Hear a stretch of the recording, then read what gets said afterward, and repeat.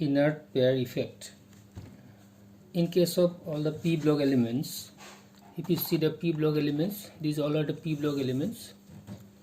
Now if you see any group, say group number 15, in group number 15 you have nitrogen, phosphorus, then arsenic, antimony and bismuth.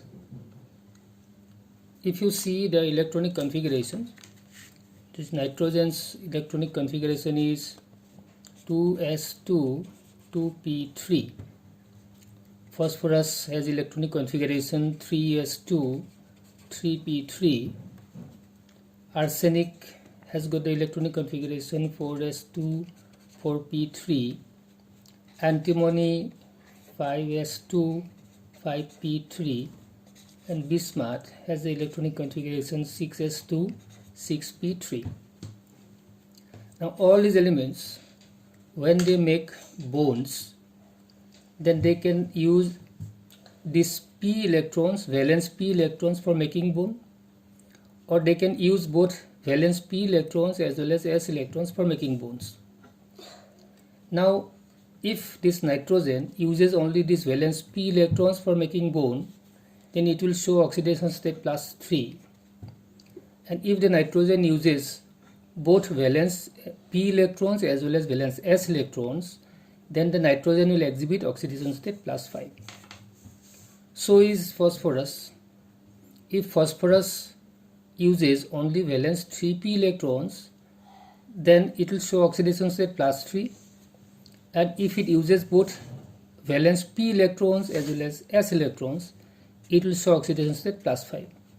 So is arsenic, antimony, bismuth. So if bismuth uses only p electrons, it will show oxidation state +3. If bismuth uses both s and p electrons, then it will show oxidation state +5, because there are 5 electrons.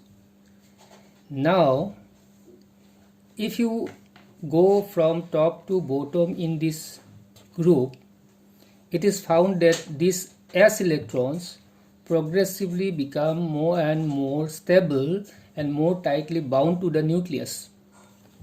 When the s electrons are more tightly bound to the nucleus, these electrons are less readily available for making bonds. Therefore, in case of bismuth, these electrons are most firmly bonded to the nucleus and are less readily available for making bond. Therefore, bismuth will mostly form bond using these 3p electrons. Therefore, bismuth will show oxidation state +3 in most of its compounds.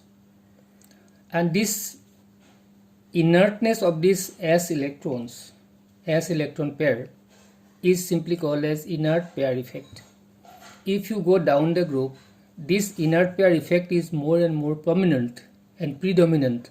Therefore, if you go down the group, then the elements will mostly prefer to show oxidation state +3 rather than +5. And if you go upwards, then the +5 oxidation state will be shown by most of the elements. Therefore, we can conclude that because of the inertness of the s electron pair of the valence shell, which is called as inert pair effect, if you go down the group, the elements will prefer to make bonds using the lower oxidation state. So this particular phenomenon is called inert pair effect. Now what is the consequence of this? What is the consequence of this? Now because of inert pair effect, now see if bismuth or phosphorus, you compare phosphorus and bismuth. Phosphorus can form phosphorus trichloride where phosphorus shows oxidation state +3, or phosphorus can form phosphorus pentachloride where phosphorus exhibits oxidation state +5. Similarly, bismuth, I am comparing these two elements. Bismuth, if it shows +3 oxidation state, then it will form the compound bismuth trichloride where it shows +3 state, or if it shows +5 state, it will form bismuth pentachloride where it is +5. Now because of inert pair effect, in case of bismuth, the lower oxidation state will be more and more stable because these electrons are not much used in making bond. Therefore, it will prefer to make bond in +3 state. Therefore, bismuth mostly will be forming bismuth trichloride not bismuth pentachloride.